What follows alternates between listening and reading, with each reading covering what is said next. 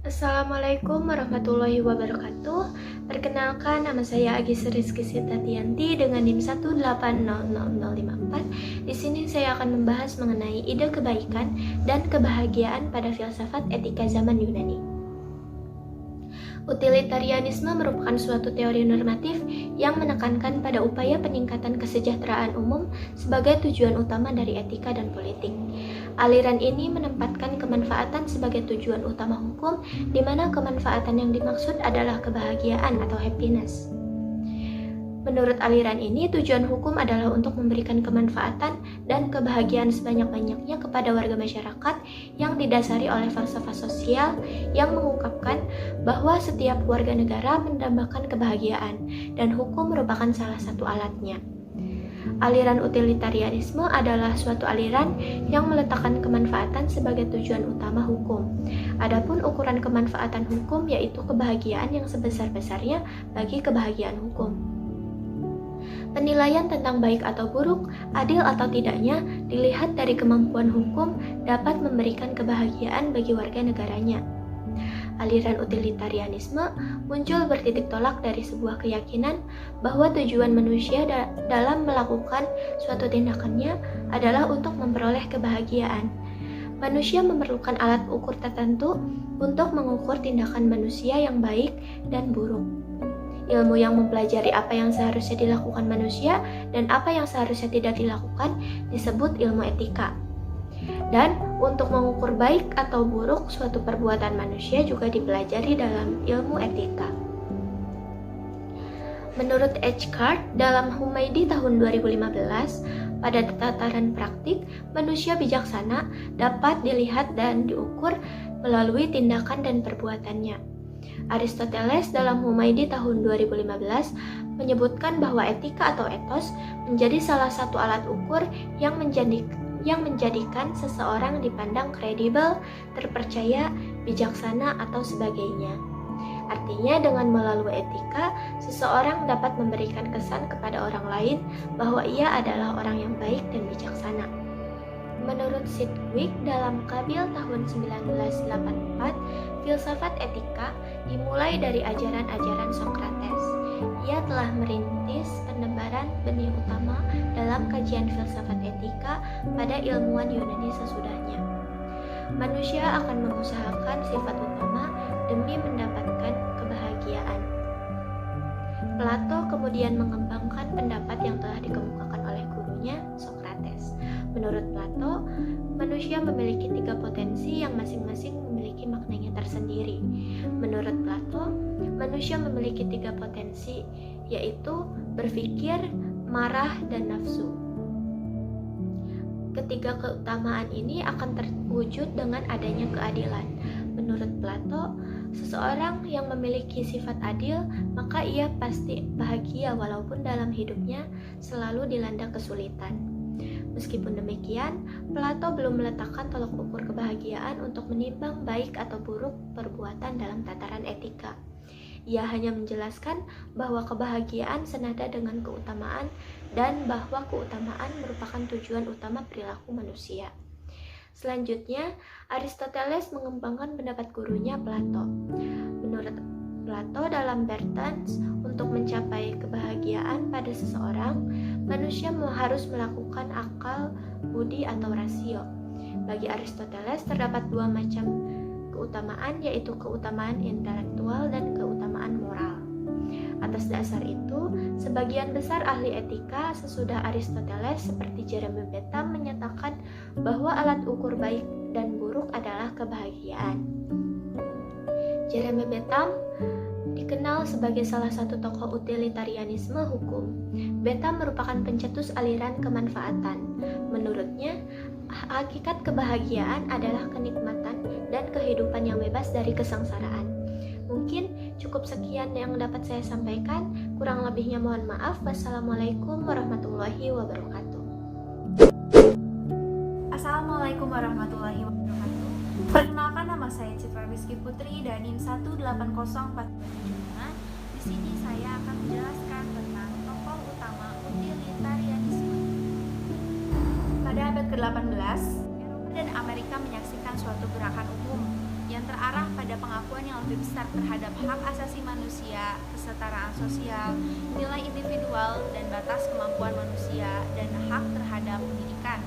Selama periode ini yang lebih dikenal sebagai Enlightenment, para penguasa dan cendekiawan memiliki pendirian yang sama bahwa rasio manusia atau rasionalitas memegang peran kunci bagi masa depan dalam kerangka pembangunan ilmu pengetahuan dan perubahan sosial. Periode ini disebut sebagai The Age of Reason. Salah seorang penggeraknya adalah ahli hukum dan filsuf Inggris yang bernama Jeremy Bentham pada tahun 1748 hingga 1832 dan John Stuart Mill pada tahun 1806 hingga 1873. Yang pertama, Jeremy Bentham. Jeremy Bentham pada tahun 1748 hingga 1832 merupakan filsuf utilitarian Inggris, ahli ekonomi dan ahli hukum teoritis yang memiliki pengaruh besar dalam melakukan reformasi pemikiran pada abad ke-19 baik pada di Inggris maupun di level dunia. Dia dijuluki sebagai Luther of the legal world atau Luther dalam bidang hukum. Pada masa Bentham, dunia feodal telah lenyap, namun masyarakat memiliki 3 lapisan. Yang pertama itu kelas atas, kelas menengah, dan kelas buruh. Dan revolusi industri ini baru dimulai. Keadaan masyarakat kelas bawah dalam hierarki sosial sangat memilukan. Hak-hak di bidang peradilan bisa dibeli, dalam arti orang yang tidak bisa memiliki saran untuk membelinya, maka tidak akan mendapatkan hak-hak tersebut. Bentham mengatakan bahwa baik adalah yang menyenangkan dan buruk adalah yang menyakitkan. Dan kata lain, hedonisme atau pencarian kesenangan adalah basis teori moralnya, yang biasa disebut sebagai hedonistic utilitarianisme. Nilai utama adalah kebahagiaan dan kesenangan, yang merupakan nilai intrinstiknya. Dan menurut Bentham sendiri, utilitarisme dimaksudkan sebagai dasar etis moral untuk memperbaharui hukum Inggris, di mana khususnya adalah hukum pidana. Dan demikian, Bentham hendak mewujudkan suatu teori hukum yang konkret, bukan yang abstrak. Yang kedua adalah John Stuart Mill. Mulai dengan prinsip kegunaannya atau utility sebagai prinsip dasar moralitas. Dalam bukunya yaitu Utilitarisme pada tahun 1864, Mill mencoba menjelaskan dan memperbaiki prinsip utilitarisme sedemikian rupa hingga lebih kuat dan kokoh. Mill mulai dengan merumuskan prinsip kegunaan atau utility sebagai prinsip moralitas. Suatu tindakan harus dianggap benar sejauh cenderung mendukung kebahagiaan, dan salah sejauh menghasilkan kebalikan dari kebahagiaan. Yang dimaksud kebahagiaan adalah kesenangan atau pleasure, dan kebebasan dari perasaan rasa sakit atau pain. Yang dimaksud dengan ketidakbahagiaan adalah perasaan rasa sakit dan tidak adanya kebahagiaan. Dan demikian, moralitas suatu tindakan diukur yang pertama itu dengan sejauh mana diarahkan kepada kebahagiaan, dan yang kedua yaitu kebahagiaan sendiri terdiri atas perasaan senang dan kebebasan dan juga perasaan sakit. Mill pun melakukan rancangan ulang terhadap pemikiran utilitarisme Bentham. Nah, apa yang dipandang penting oleh Bentham tidak lagi menjadi tujuan utama, disebabkan suatu kesadaran bahwa tanpa pendidikan yang layak dan memadai bagi masyarakat, maka kesetaraan sosial yang sejati tidak akan tercapai. Dalam utilitarisme sendiri, Mill tanpa ada kontradiksi antara sifat hedonistik yang mengakui nikmat sebagai nilai akhir dan altruistik yang membenarkan kemungkinan untuk bertindak tidak egois. Sekian presentasi dari saya, mohon maaf apabila terdapat kesalahan. Wassalamualaikum warahmatullahi wabarakatuh. Aliran utilitarianisme adalah aliran yang meletakkan kemanfaatan sebagai tujuan utama hukum. Utilitarianisme meletakkan kemanfaatan sebagai tujuan utama dari hukum. Kemanfaatan di sini diartikan sebagai kebahagiaan yang tidak mempermasalahkan baik atau tidak adilnya suatu hukum, melainkan bergantung kepada pembahasan mengenai apakah hukum dapat memberikan kebahagiaan kepada manusia atau tidak. Selanjutnya ada 3 kriteria objektif dalam kerangka etika utilitarianisme untuk menilai suatu kebijaksanaan atau tindakan. Kriteria pertama adalah manfaat. Kebijaksanaan atau tindakan yang baik adalah menghasilkan yang baik. Sebaliknya, kebijaksanaan atau tindakan yang tidak baik adalah yang mendatangkan kerugian tertentu. Kriteria kedua, manfaat terbesar.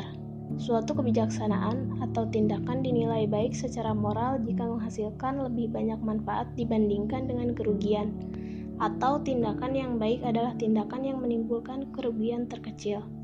Kemudian yang terakhir, kriteria ketiga, yaitu bagi sebanyak mungkin orang. Suatu tindakan dinilai baik secara moral hanya jika menghasilkan manfaat terbesar bagi sebanyak mungkin orang, atau suatu tindakan dinilai baik secara moral jika membawa kerugian yang sekecil mungkin bagi sedikit orang. Assalamualaikum warahmatullahi wabarakatuh.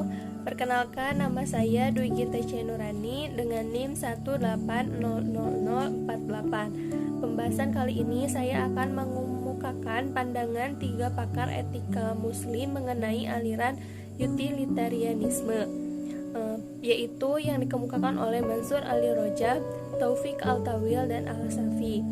Pandangan pertama dikemukakan oleh Mansur Ali Rojab yang berpendapat bahwa utilitarianisme yang dikemukakan oleh Bentham merupakan kelanjutan dari aliran Epikuros yang mengajarkan bahwa kebahagiaan dapat dicapai dengan kenikmatan atau menghindari kesengsaraan.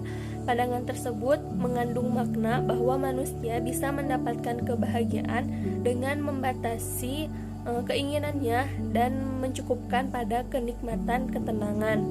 Hal ini dilatar belakangi dengan asumsi bahwa manusia kerap menjerumuskan diri pada kesengsaraan yang tidak perlu akibat ketamakan dan kenikmatan indrawi.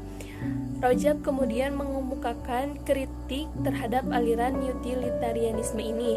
Yang pertama, beliau mengkritik bahwa membiarkan diri larut dalam kenikmatan kadang-kadang akan membawa perilaku buruk. Dan yang kedua, aliran utilitarianisme yang menyatakan bahwa manusia mengupayakan kenikmatannya masing-masing sehingga khawatir akan merugikan kenikmatan orang lain dan mengganggu ketenangan serta stabilitas keamanan. Yang ketiga, aliran utilitarianisme pada hakikatnya merupakan aliran Epikuros yang telah banyak merusak moral manusia. Menurut Mansur Ali Rojab, dorongan seorang muslim melakukan suatu tindakan moral adalah untuk mendapatkan pahala dan menghindari siksa.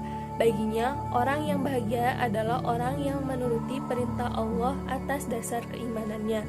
Selanjutnya, pandangan yang dikemukakan oleh Taufik Al-Tawil. Kenikmatan dan kebahagiaan bukan tujuan seseorang melakukan tindakan moral, tetapi menjadi jalan atau cara untuk mendapatkan kebahagiaan yang lebih besar. Menurutnya, tujuan manusia ialah menjadi mulia dengan menjalankan kewajiban yang ditetapkan oleh kemanusiaannya. Jika tujuan manusia adalah mencari kepuasan, maka akan menimbulkan banyak kesengsaraan ketika tidak mencapai tujuan tersebut. Terakhir, menurut Al-Safi menyatakan bahwa Bentham beraliran materialistik dan empiris senada dengan Hobbes. Ia melihat pada dasarnya manusia mengejar kebahagiaan dan menghindari rasa sakit, serta watak manusia adalah egois, bukan altruis atau mementingkan kepentingan orang lain. Berbeda dengan Hobbes, Bentham berpendapat bahwa kebahagiaan yang paling penting ialah kebahagiaan untuk orang banyak. Sedangkan Al-Safi berpendapat bahwa bagaimana mungkin mengandaikan seseorang untuk mengorbankan dirinya demi kepentingan orang lain. Berdasarkan hal itu, menurut Safi, pandangan ini telah keluar dari aliran empirisme. Sekian penjelasan dari saya. Terima kasih. Wassalamualaikum warahmatullahi wabarakatuh. Assalamualaikum warahmatullahi wabarakatuh. Perkenalkan, nama saya Fahrul Kurniawan dengan NIM 1803796 dari kelas PKN 2018A.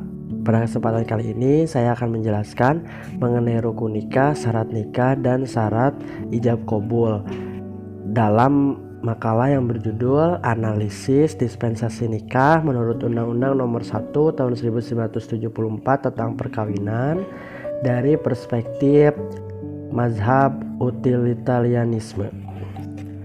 Pertama, rukun nikah itu ada 5, yaitu adanya calon suami dan istri yang tidak terhalang dan terlarang secara syar'i untuk menikah. Selanjutnya ada ijab atau lafaz yang diucapkan oleh wali atau yang menggantikan posisi wali. Juga adanya qabul, yaitu lafaz yang diucapkan oleh suami atau yang mewakilinya. Ada juga wali, yaitu pengasuh pengantin perempuan atau ayah dari pengantin perempuan pada waktu menikah atau orang yang melakukan janji nikah dengan pengantin laki-laki. Serta yang terakhir rukun nikah adanya 2 orang saksi, yaitu orang yang menyaksikan secara sah dan secara langsung pernikahan tersebut.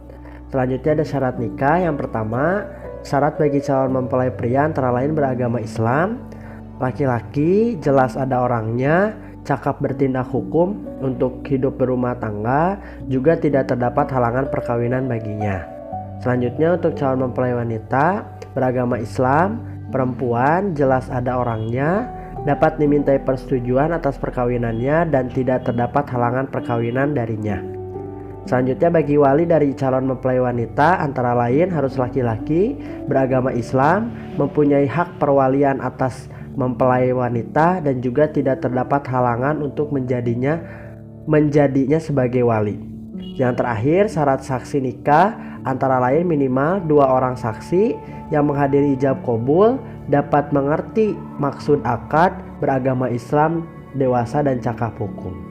Selanjutnya syarat ijab qabul, adanya pernyataan mengawinkan dari wali, adanya pernyataan penerimaan dari calon mempelai pria, memakai kata-kata nikah atau semacamnya yang dapat dimengerti. Antara ijab dan qabul harus bersambungan dan harus jelas maksudnya. Orang yang terkait dengan ijab maupun qabul tidak sedang melaksanakan ihram haji atau umroh. Juga majelis ijab dan qabul itu harus dihadiri oleh minimal 4 orang, yaitu calon mempelai pria atau yang mewakilinya, wali, mempelai wanita atau yang mewakilinya dan 2 orang saksi. Sekian yang dapat saya sampaikan. Terima kasih atas segala perhatiannya. Assalamualaikum warahmatullahi wabarakatuh. Saya Muhammad Royan Mumtaz dengan NIM 1803843. Di sini saya akan mempresentasikan tentang batas usia menikah. Nah, undang-undang pada awalnya yaitu berawal dari Undang-Undang Nomor 22 Tahun 1947 yang berisi tentang keharusan bagi pegawai pencatat pernikahan untuk mencegah pernikahan anak yang belum cukup umur. Artinya, masa sebelum adanya Undang-Undang Nomor 22 Tahun 1974 banyak terjadi pernikahan di bawah umur gitu. Nah, di sini sebenarnya dalam Undang-Undang Nomor 22 Tahun 1947 batas usia di situ belum dicantumkan dengan angka. Jadi hal tersebut masihlah abstrak dan diperbaharuilah hingga ada Undang-Undang Nomor 1 Tahun 1947. Hal tersebut sudah mencantumkan usia, yaitu untuk laki-laki 19 tahun dan untuk perempuan 16 tahun. Lalu diperbaharui lagi dalam Undang-Undang Nomor 16 Tahun 2019, peralihan undang-undang dari Nomor 1 Tahun 1974. Nah, minimal usia pria yaitu 19 tahun. Batas usia ini dinilai telah matang jiwa raga untuk dapat melaksanakan perkawinan agar dapat mewujudkan tujuan perkawinan secara baik tanpa berakhir pada perceraian dan mendapatkan keturunan yang sehat dan berkualitas gitu. Sedangkan yang wanita yaitu minimal umur 16 tahun. Di sini dalam undang-undangnya sendiri, yaitu Undang-Undang Nomor 16 Tahun 2019 menyatakan bahwa lebih baik lebih dari 16 tahun, tapi untuk minimalnya sendiri yaitu 16 tahun. Karena di sini untuk melebih rendahkan ya resiko kematian terhadap ibu dan anaknya sendiri gitu, dan untuk mengurus rumah tangga. Sini mari kita lanjut kepada materi yang kedua, yaitu kesepakatan kedua calon mempelai.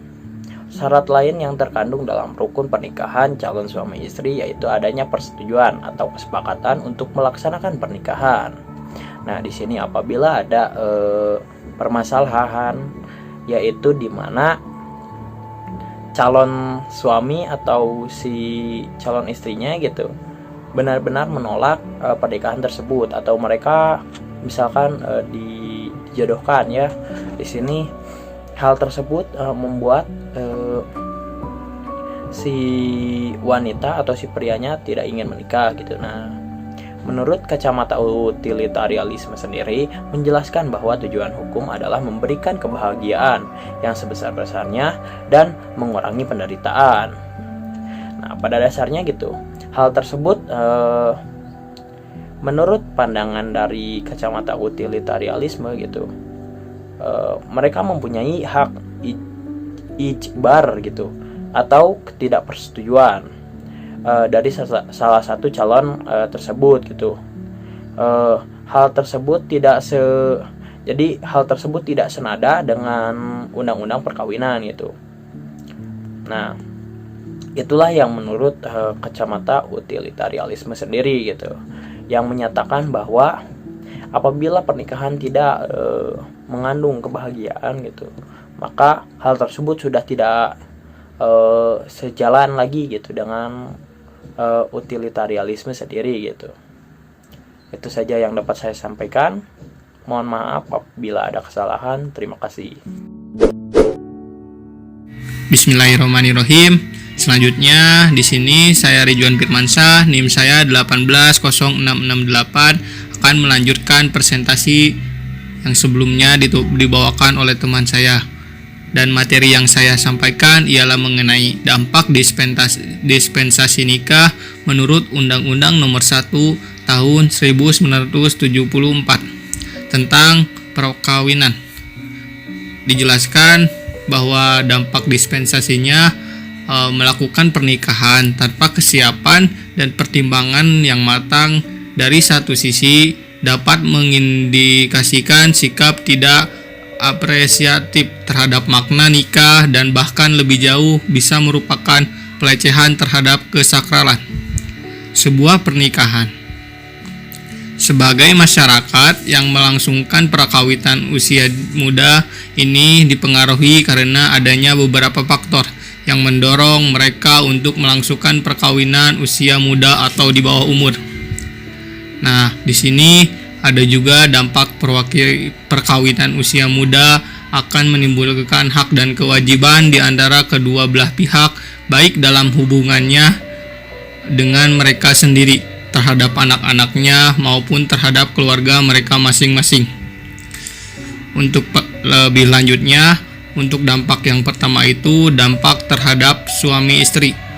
Tidak dipungkiri bahwa pada pasangan suami istri yang telah melakukan perkawinan di usia muda tidak bisa memenuhi atau tidak mengetahui hak dan kewajiban sebagai suami istri.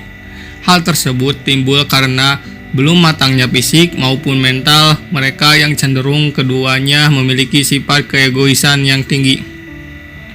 Untuk yang kedua, dampak terhadap anak-anaknya. Masyarakat yang telah melangsungkan perkawinan pada usia muda atau di bawah umur akan membawa dampak selain berdampak pada pasangan yang melangsungkan perkawinan pada usia muda. Perkawinan usia muda juga berdampak pada anak-anaknya. Karena bagi wanita yang melangsungkan perkawinan di bawah usia 20 tahun, bila hamil akan mengalami gangguan pada kandungannya dan banyak juga dari mereka yang melahirkan anak. Dampak terhadap masing-masing keluarga. Nah, di sini dampak yang terakhir selain berdampak pada pasangan suami istri dan anak-anaknya, perkawinan usia muda juga akan berdampak terhadap masing-masing keluarganya.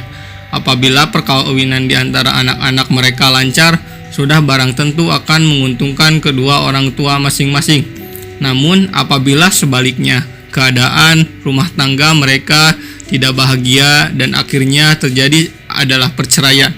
Hal ini akan mengakibatkan bertambahnya biaya hidup mereka dan yang paling parah lagi akan memutuskan tali kekeluargaan di antara kedua belah pihak.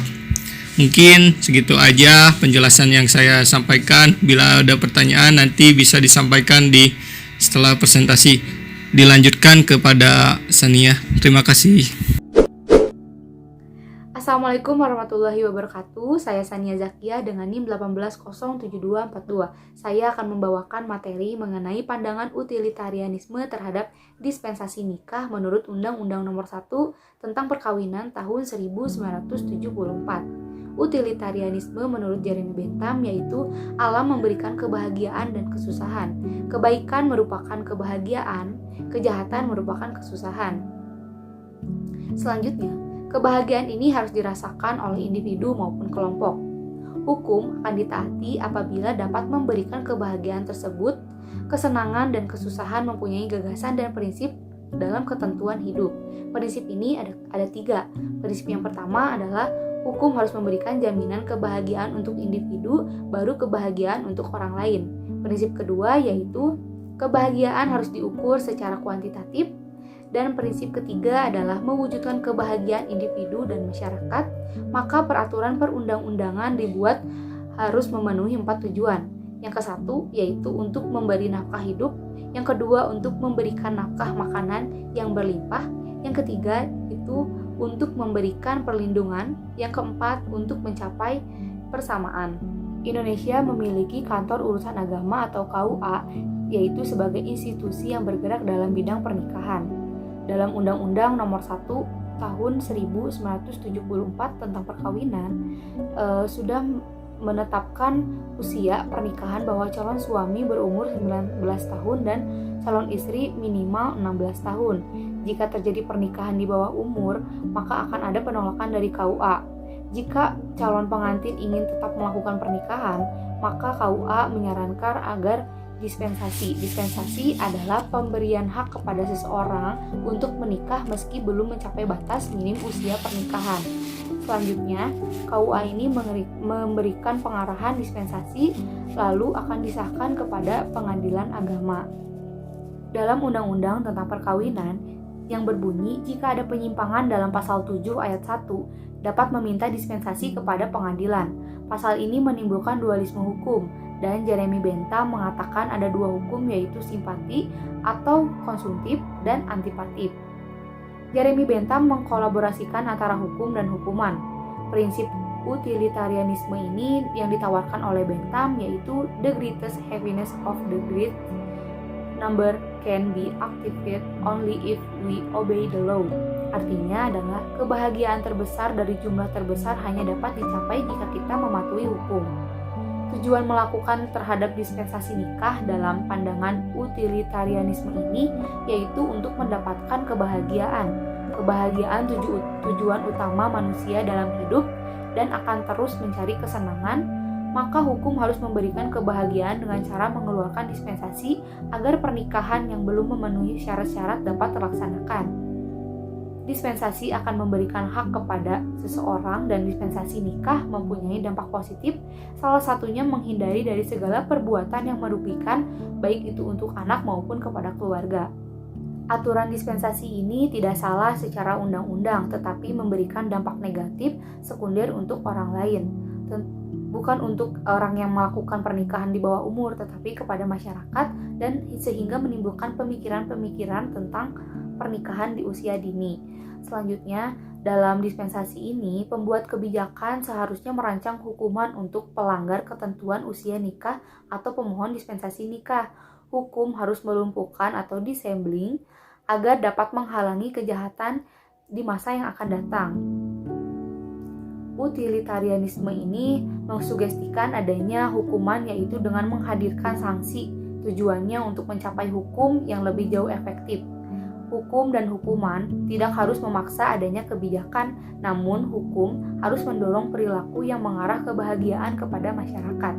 Sekian dari saya, terima kasih.